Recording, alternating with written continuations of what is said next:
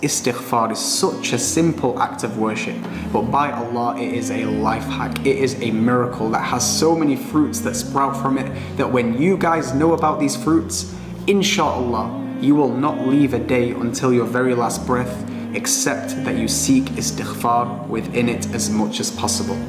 We're going to mention 5 virtues inshallah that will be. The very first virtue of istighfar that we're going to mention is that it turns your bad deeds into good deeds. The second virtue we're going to mention is that istighfar quite literally makes you rich. The third virtue is that istighfar relieves you of every single anxiety. The fourth virtue is that istighfar literally makes you stronger. Virtue number 5, which is the best of all virtues, is that istighfar is the key to getting you into Jannah. So I leave you with a very simple action point, okay? And please implement it. Do istighfar 1,000 times every single day minimum. Add on to it more where possible, but minimum 1,000 times every single day.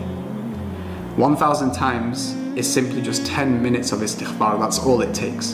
But I want you to go above and beyond, because 10 minutes is nothing in 24 hours.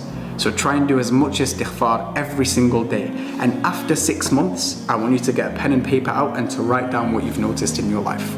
Can you commit to that?